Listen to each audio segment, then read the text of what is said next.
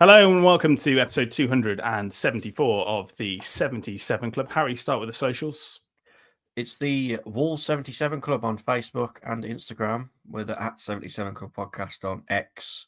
We're also on YouTube. Please subscribe and subscribe to Spotify and rate us if you can. Dan Baylis is here. Hello. And Jack Williams. Hi, I just realised that you were really loud then, and now I've noticed I can't turn you down. So that's going to be fun for me. Anyway. They've been turned down in my life. Right, okay. Let's start on a pretty somber note. Tributes have been paid to a popular Wolves fan and fundraiser, Steve Plant, who was 63 and from Stourbridge, died on Monday following a heart attack, his family have said. He was known for being an avid collector of Wolves shirts and memorabilia, which saw him convert his garage into a museum. Steve also wrote the book They Wore the Shirts and raised tens of thousands of pounds for charity. In a post on X, Wolves described him as one of our own, attaching an image of him with the Rachel Hayhoe Flint Award, which was presented to him for his service to the community.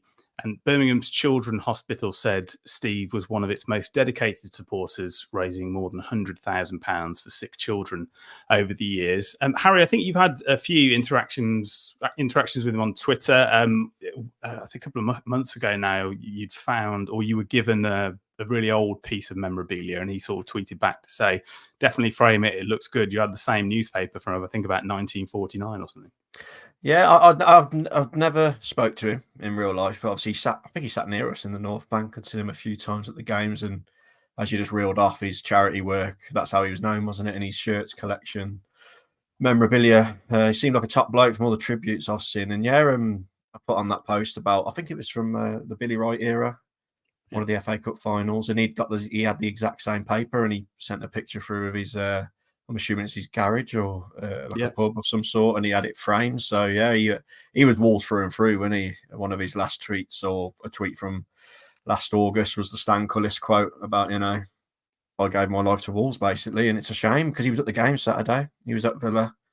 He was tweeting away, giving his thoughts, and yeah, it's so tragic how you can just be here 1 minute and then on the next. But yeah, rest in peace, and all the tributes pouring in from ex-players, and Neves and Cody have put out tributes on Instagram, and everyone seems to have a really good word to say about him. So such a shame at such a young age as well. So rest in peace, yeah.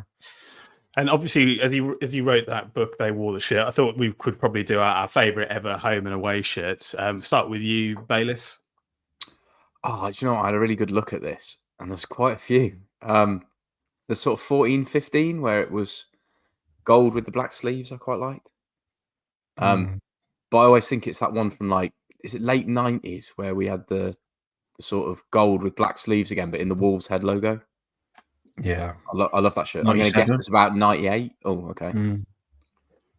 Yeah. Love that. Jack. Yeah, I was thinking about this actually. And you kind of just go back to the shirts when you were younger, and the first shirt you had all these, and the one that always sticks out is it was a goalkeeper top, and it was a Goodyear one, and it was kind of green, kind of blue at the same time, and I just remember that quite a lot. And I was thinking, oh, what happened to that? And I'm pretty sure Dan nicked it years ago. And then I was trying to think about what was the one I like most in recent years, and I was like, oh, it's definitely the white one with the big W on, and he's got that as well. I actually watched that for you. Oh, thank you. Can I have it back now? Side note, just a bit of a side note. Now you've mentioned that white one with the big W on. You lost one of them in Turin when you threw it over the glass to that fan. That is true. So I then replaced it. It was actually quite expensive to replace it on eBay, even though it was an out-of-season shirt. Because I think people collect them, don't they? They don't actually they don't come up that much. And obviously, it's got the Wembley vibes and stuff, hasn't it? So it will go down as sort of a collectible one. So I think I paid about, even secondhand, I paid about 35 quid for it off eBay, and now Dan's taken it. So that's that was quite funny in Turin, because obviously the Italians did you over there as we had done them over in the match, but they were going, come on, we'll swap, because obviously big fence in the way. You were a bit drunk, obviously, that night, and we're like, yeah, just give me one back. I lobbed it over, and I lobbed back a scarf. Quite funny. What was we on about shirts? Harry, what was your favourite shirt? Home and away? Yeah, my away one is the one I used to always wear. That the green and white one from '99. Steve Bull and Robbie Keane's half a season together. And home one, thinking of Steve Plant, when I look at his profile, I see it's probably the gold Goodyear one from around 90, is it? 89, 90.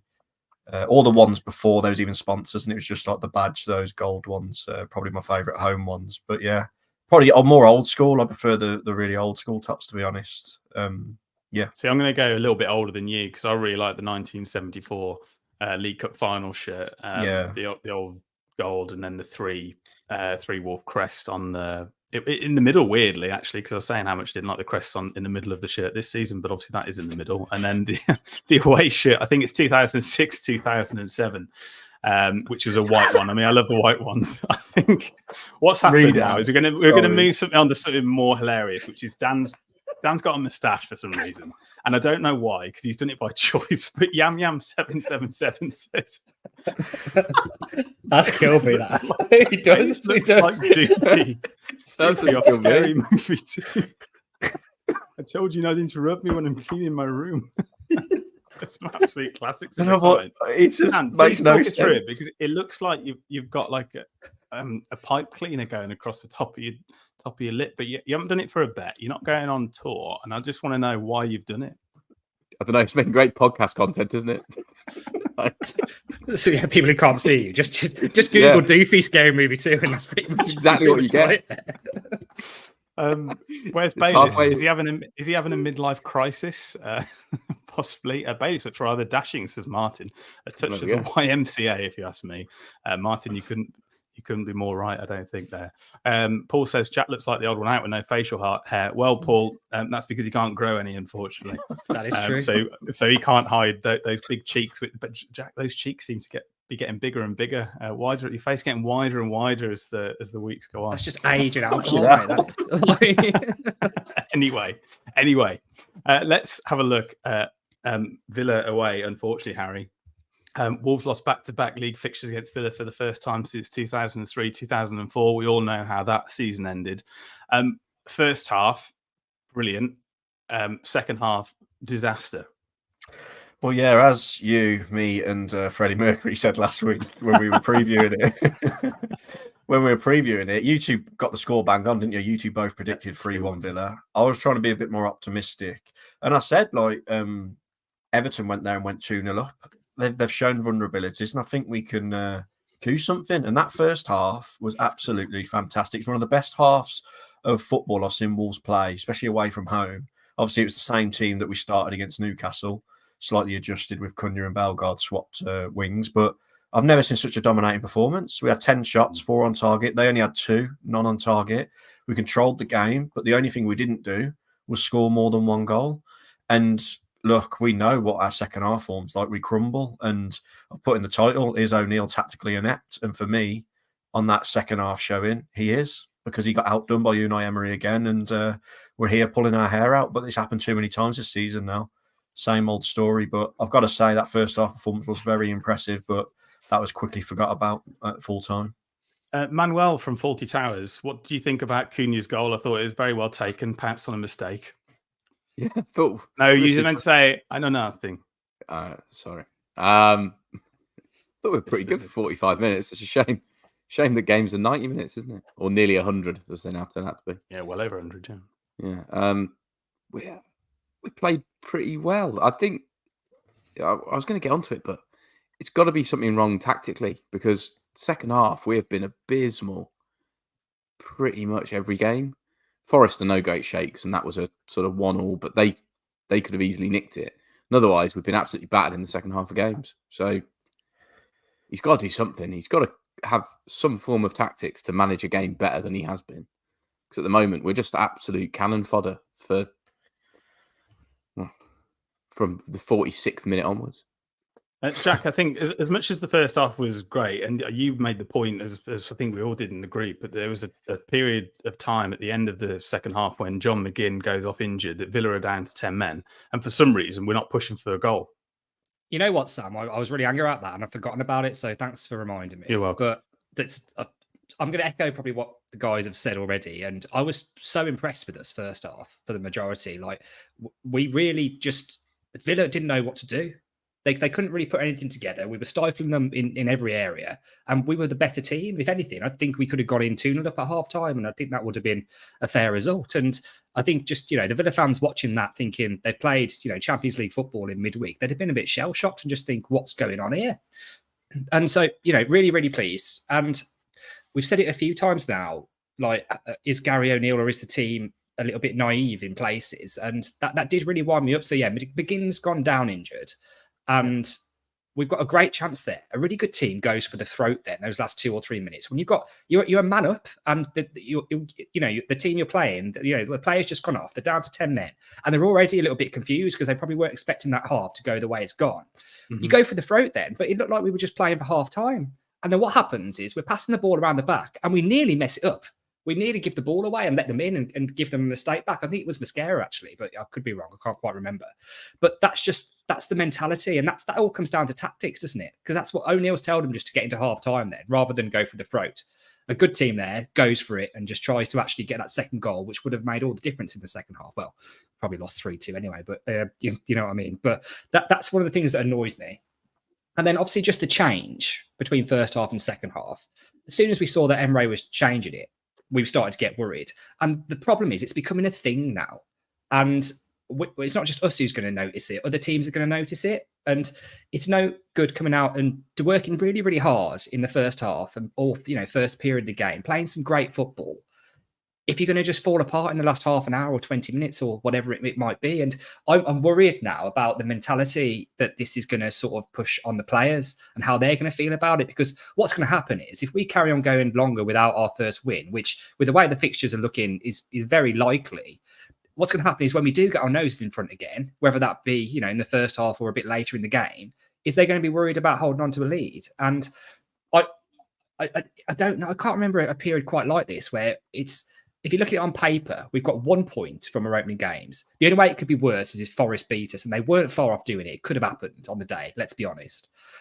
But there is definitely talent there. There's talent throughout that team, and we've seen it. And that's the frustrating thing, is that you'd rather just be really good one game and get a victory, and then lose the next and get battered, because you get more points, wouldn't you? But we're just being good in spells, and then don't seem mentally strong enough. And with the talent that we've clearly got there, I think you've got to point the finger at O'Neill. And I know that's what probably most of the comments are saying, really, because there's been so many calls for him to go now. But I don't know. I don't think I'm there yet.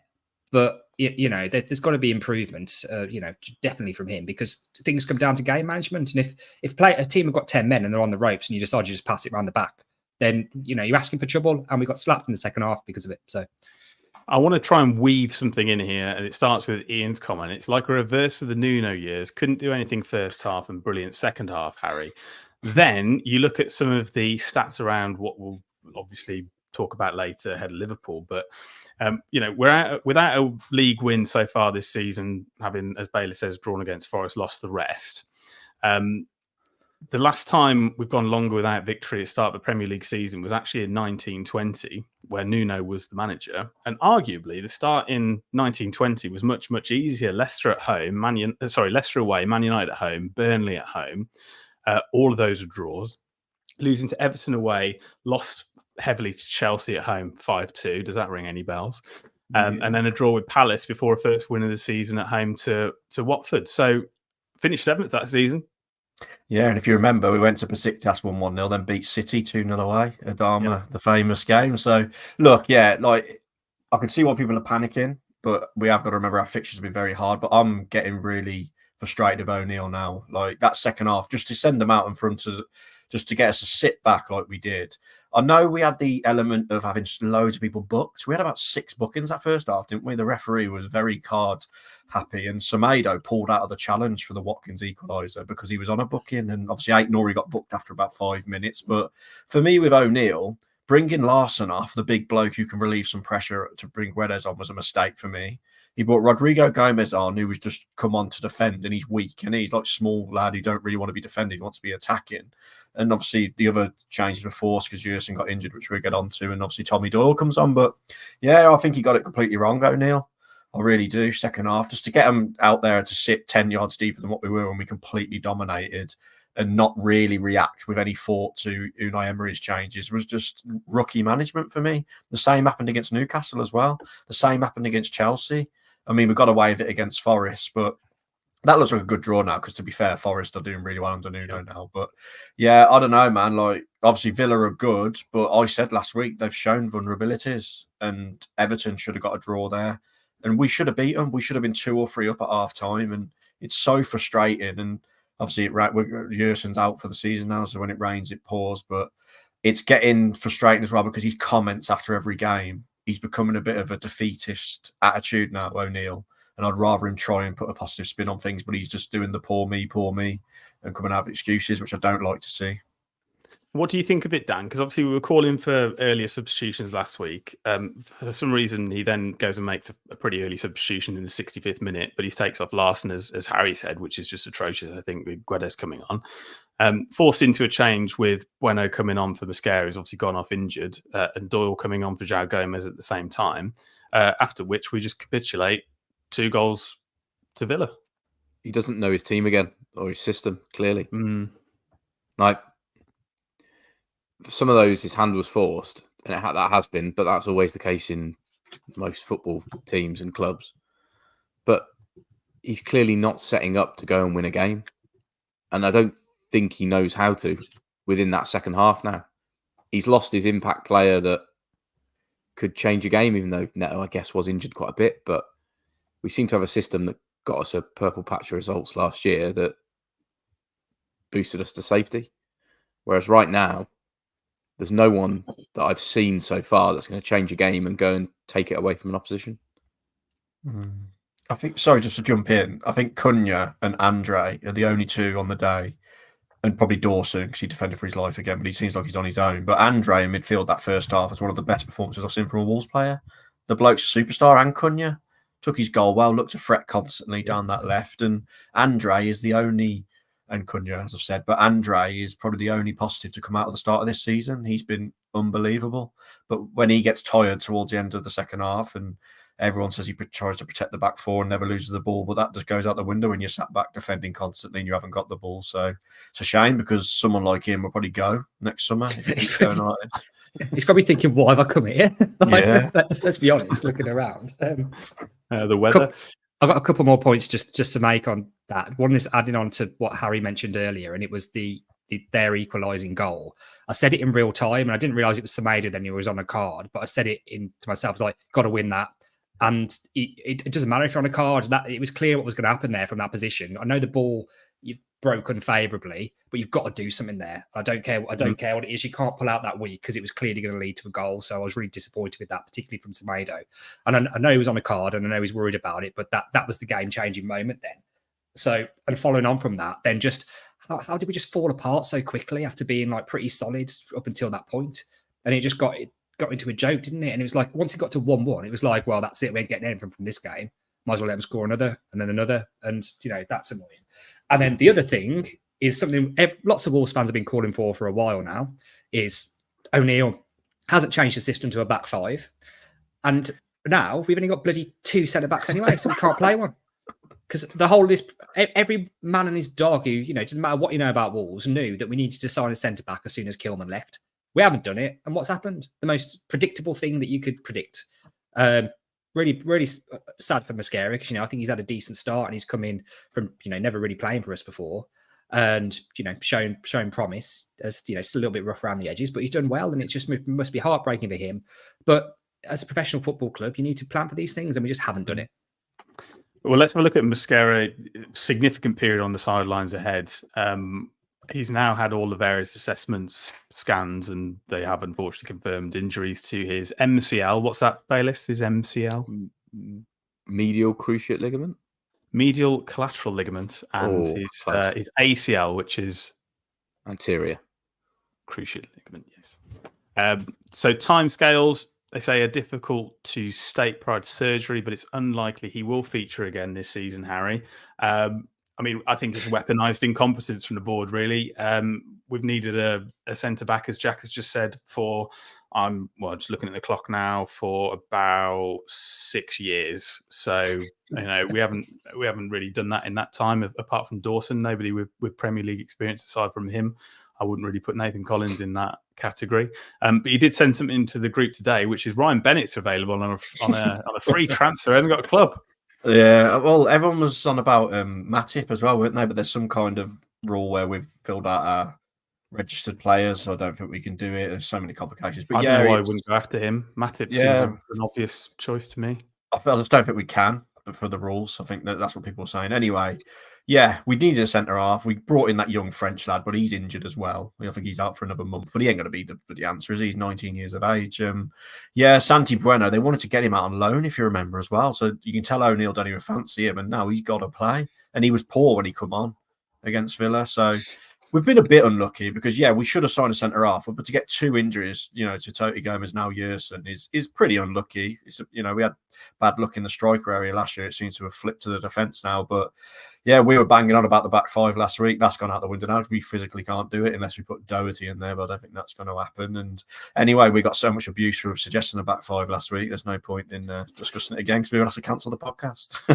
But yeah, it's slightly unfortunate, but I'm gutted for Mosquera because you remember, I think we discussed it, maybe the last time he started in the League Cup a few years ago, he went off after 5 minutes with a bad injury before he ended up going back out on loan to America and that. But he's been brilliant. I've got no faults really for Mosquera. I think he's had a really good start to the season despite how bad we've actually been.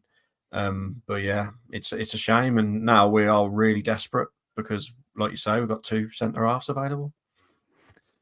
Still with thee, says, the more I think about Mario in a back 3, the less I hate it. Stepping in and doing what's needed is why he's captain. It solves the 3 defensive midfield quandary as a bonus. I want to get your thoughts on that, starting with Baylis. I always think when decent sides see that you've put someone out of position, they just go after them. Yeah. And that worries the hell out of me. Jack, anything in it? Height is my concern immediately, to be honest. And it is a factor. But Lamine has been playing way more forward than Gomez and Andre, isn't he? He seems to be like floating. He's right mid half the time, then he's like in the 10 role. I don't know where he's playing, to be honest, but he seems to be getting up there. I don't know about you lads, but this formation we play, we're under O'Neill with Bellegarde in there. I don't know who's where. They just all float around everywhere, and I don't know actually their set position. It's very hard to work out at the moment. Bellegarde and Cunha keep switching. It's just a very confusing formation. But like I say, it really worked in that first half. So it's one of them. According to a quick Google, I'm going to say, Jack, how tall do you think Mario Lemina is? 6'2". Not as tall as Santi Bueno. Well, don't make me He's Google many things. He's a big bloke, Lemina, I think. 5'9". I'd say 6 foot, about. He is exactly 6 foot. Now, to me, that doesn't seem. Yeah, but it's not Premier League centre back tall, is it? How big's Kilman? How big's Dawson? Martinez for United. Yeah. We'll see. Was that 2'4"? Yeah. Paul says Alfie Pond it is then. Yeah, that's a big pressure though, isn't it? Throwing Alfie Pond in. It's like the Fraser. It was like when we had to throw Fraser in last year up front. It's not fair, is it? You can't expect Alfie Pond to be the answer. It is strange though, because when you look at, I know it's a completely different club. But when you look at teams like Liverpool and they're chucking in their youngsters and you think, oh my God, there's a player in there, and they just get chucked in the deep end and turn out to be brilliant. And when we do it, we send them to Hensford Town next season. I'm actually shocked you haven't made a gag out of deep end and pond. I did last week. You weren't listening. I said, was he out of his depth or like a duck to water? That was, but it went straight over your head. It'd be a big fish in a small pond, wouldn't he? Yeah, it sort of works. Let's move on to Liverpool next. The stats aren't great on this, lads, to be honest. We've lost more Premier League games against Liverpool than any other opponent. So that's 16. We've lost 14 of our last 15 against the Reds in the league, with the exception of that really weird 3-0 home win, February 2023. You go back for that one.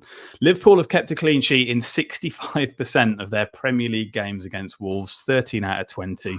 The second highest rate of any side to have faced another 20 plus times in the competition. Chelsea against Middlesbrough is the other one. They've done 67%. It doesn't make good reading, does it, Harry? No. They've had a decent start to the season. I know they're second, but Forest did beat them. Really good win. I actually watched that. Typical Nuno performance. It really reminded me of Wolves of old, that performance when they beat Liverpool at Anfield. So we've got that glimmer of hope, but unfortunately we can't defend like Forest do at the moment with the way we're playing. We're leaking goals for fun. But we just need one of those freak results. We're sounding like broken records every week now. We said this pre-Villa. We said this pre-Newcastle. We just need to get a win from somewhere. And 5 on a Saturday under the lights at Molineux, can people try and get behind the team? And, but we'd have to put on a similar performance first half as we did against Villa. if we want to try and get anything. But I'm not holding my breath. They've still got some fantastic players, haven't they? Liverpool, their attacking options is really concerning when you think of the defenders we've got available, and considering we will be playing a back four. I'm trying to find positives, but unfortunately, I can't see any other result than a loss. But I hope I'm wrong. What do you reckon, Jack? He's obviously going to make at least one change. Yeah, that's true. I hope. What do I reckon? Not a lot, really. Well, it's going to be the same thing again, isn't it? They'll probably be just enough to give us a bit of hope, particularly maybe in the early stages. We'll win a few corners and chase them down, close them down, and give us a bit of a chance on paper, and then it'll all fall apart again. Like I think it's going to be the same thing, and I haven't got much hope, and do any of you really? Like, even most optimistic Wolves fan, and I know you can look at Liverpool's other results and stuff, but Chelsea put 6 past us. So they've not been the car crash that everybody thought they were going to be, though, have they? In fairness. Oh no, that's all right then. But no, I'm not saying they're rubbish or anything. It's just one of those things where I just think back again. I know we're probably spoiled under Nuno, but nobody battered us like that. I know it's because we were played a lot more defensively and used to go on the break and stuff. In that was how we played football. But it's worrying just the way we're falling apart. And even if we do manage to get our noses in front against Liverpool, it's the easiest bet ever, isn't it? To back Wolves at half time and then the other team full time, because it's happened against Newcastle and it's happened against the weekend against Villa as well. So yeah. I mean, you say we never get battered. I mean, we did get battered 5-2 by Chelsea in that season, as we mentioned before. But that was a weird game, though, wasn't it? That was the one where bloody Abraham rinsed Cody. And Jesus Vallejo played, and he looked like he'd never kicked a football before, and just kept passing out of play. The Champions League winning Jesus Vallejo. Dan, do you think this is just a case of a really tough start, a lot of hard fixtures in a row just coming to fruition and happening, and we seem to go, God, that's a really, really hard start, and then we're surprised that we're bottom with 1 point? 6-1 after doesn't the other. I think the run out has been really difficult, but the way we've performed in the difficult run hasn't helped our cause at all. Like, at least last season when we had a tough start, we were really unlucky away at Man United and deserved something out of it. Whereas here we've been ahead, played well, and then thrown the game away. So not really from my perspective. I also think we're going to win 1-0 Saturday. Well, that's interesting. Ian says last time we played Liverpool when we were bottom, we won 1-0 at Anfield. Obviously, it was a Stephen Ward special that night. I think it's one of Roy Hodgson's last game in charge, actually. But you'd have to go back to 2010 to get that 14 years ago. Has anyone else got anything to say on Liverpool? Yeah, just on the point about, I know you were saying on paper it's been a tough start, and it has, and we all noticed it was a tough start, and we all said, okay, this could be difficult. But we're Wolves, and since we've come up like this time especially, we've always had a reputation for getting points against teams when we wouldn't think we would, and that just hasn't happened at all this season. I expected us to, it'd be a difficult start, and I expected us to be in the bottom half. But I thought, honestly, we'd at least pull one win or something out of the bag against one of those teams where you wouldn't expect. And we just rolled over and had our bellies tickled in the later stage of the games.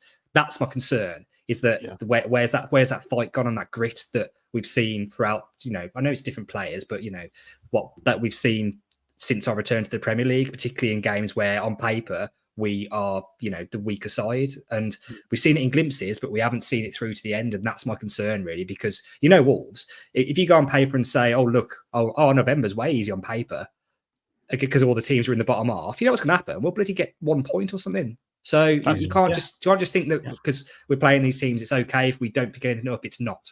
So that's my concern. There is a very good chance that by game 8 we will have played the top 8, which is, we always base it off last season, don't we, when we're looking at the beginning of the season, go, oh well, that's tough because they finished there. But I mean, after 8 games, Harry, we may well have played the top 8 beginning of the season. I think it ends with the Brighton, that run of 8. But yeah, I think on Jack's point there of thinking that we were going to nick something, I really did think that the game that we were going to do that was Chelsea at half time. I thought, actually, I think we could really steal something here, but obviously, I think it really didn't end. couple of things that come to mind for me. First of all, with the tough fixtures, I saw a funny thing on Twitter. Someone said because we were the only ones who voted against VAR, they shafted us with the fixtures on purpose, which made me laugh. Which you wouldn't put it past them, would you, the organisers? And another VAR has given us our only fucking point. Yeah, true. And another thing is this time last year when we had that amazing win against Man City, where we did ride our luck. I think we had like one shot on target, we won 2-1 because obviously Neto's was an own goal. But I can't imagine us now defending that well to see out a game like that. Because you remember we defended so well that day. Obviously away at Everton as well. We won 1-0 a couple of weeks before. Defended for our lives. Like Sarr had the game of his life. At the moment, I just can't see this team doing that because we play ticky-tacky football around the back.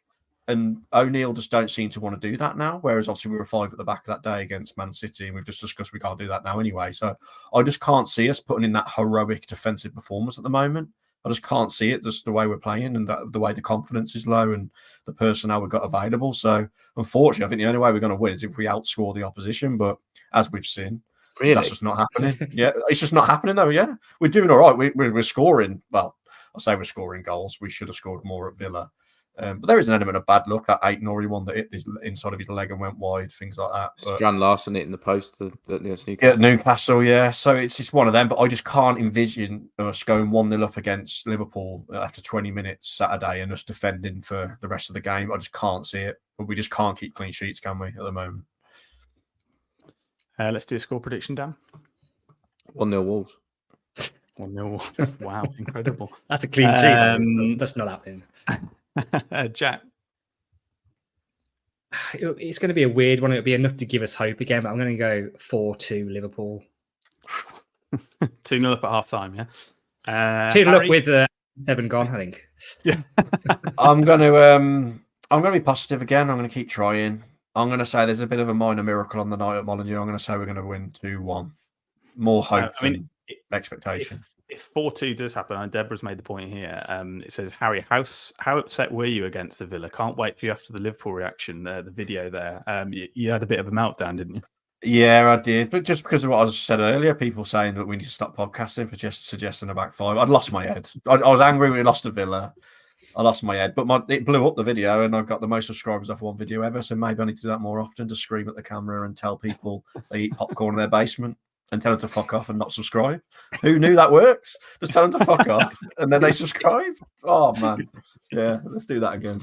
Like Mark Goldbridge off Wish. Yeah, basically. Let's get latest betting odds from Baylis. No, all fuck off. Unsubscribe. Oh my god, I got through the roof. It's exactly as you'd expect. Ludicrous. 4-0 Liverpool. Salah first goal. 35-1. It's just all over the shop.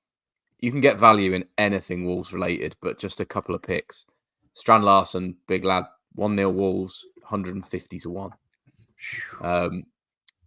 Just Jack, on your point, Wolves to be winning at half time, Liverpool to win the game, 18-1 where I'm looking.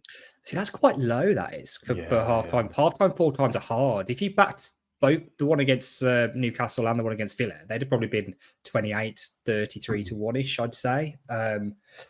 But I mean, yeah, it could happen. But I think they probably brought the price of those down a little bit because it's happened the last 2 times. Yeah. Do you want to have a look? Do you want to talk about managers? Yes, please. Baylis, before you get the manager ones up, what's the odds on you having that moustache? I'll keep the moustache until we win a game. Oh my god, you'll be looking like... Oh, that's a shout. You'll be looking like Merlin or something. Right, manager odds. Right, very good. Obviously, there's been a lot of chat going around about manager sackings, getting rid of O'Neill. I also had to look at how the rest of the sort of league and the betting markets are sort of playing this out. Sean Dyche is still favourite at 4-1 to be the next to go. But then it is O'Neill at 6s, so his price hasn't changed, even though we lost last weekend. Lopetegui, now third favourite to be the first manager to go. 15-2, so not even that much in it. And then it, dances up the odds all the way through the league then. But interesting. Did you see, sorry, on Lopetegui, do you know who's that journalist who always licks his ass? He was always... Is it a dog? No, he was giving out the exclusives when he was our manager. The one who interviewed, I can't remember his name. Someone in the comments will get it up. Anyway, he had to turn his comments off because he was sticking up for Lopetegui after the West Ham game, and he was getting absolute pelts. He's a really respected journalist. Someone in the comments, please get it. The Spanish one. Yeah, the one who interviewed him. He was always, yes, him. He was getting absolutely destroyed on Twitter for like he just licks his ass constantly. Not literally, you know what I mean. No one in the comments got it. Thanks for clarifying that. But yeah, that's mad, isn't it, Lopetegui? But yeah, there were lots of comments, obviously, in the comment section about it's time for Gary O'Neill to go. I mean, the PE teacher Trope is doing the rounds again.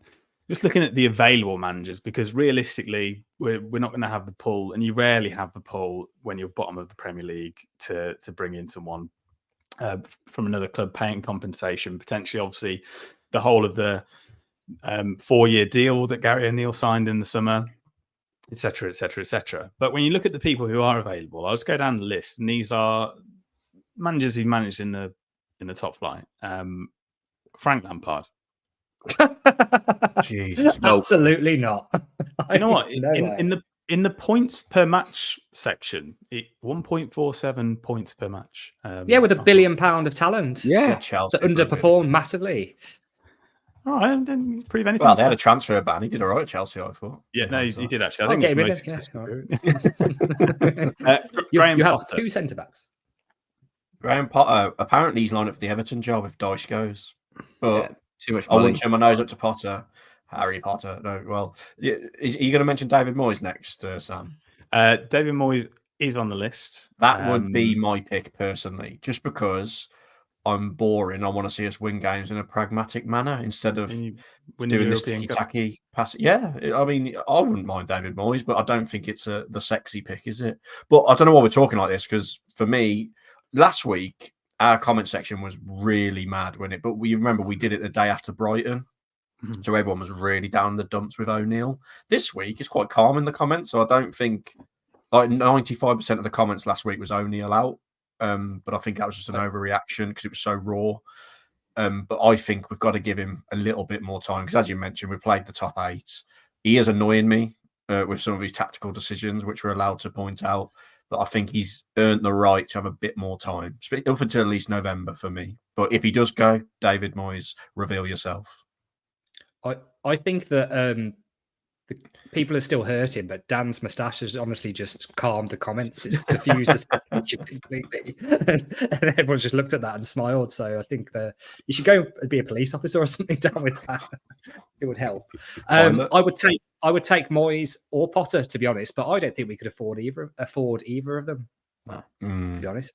As long as it's not Frank Lampard or Southgate. Oh, Southgate, Jesus Christ. Well, the other ones on there that probably realistically out of reach and a bit mental, but Thomas Tuchel, Xavi, I mean, Sam Allardyce is another one, and I just don't think. I mean, he's a Wolves fan, which helps, but I just don't think is there a place for him now in the Premier League? Yeah, Baylis, you reckon? Get him a great big pint of wine. You look like him when he was playing for Bolton in about 1980. That's exactly what you look like. We've got Larson, so if he come in, he'd just have us whacking up to Larson, wouldn't he? No, I wouldn't mind. Yeah, I'm quite happy with that. We're getting ahead of ourselves, aren't we? Do you really think O'Neill will be gone the next few games? I don't, even if we lose them. No, I think it will be into November. If we've got 1 or 2 points come then, maybe.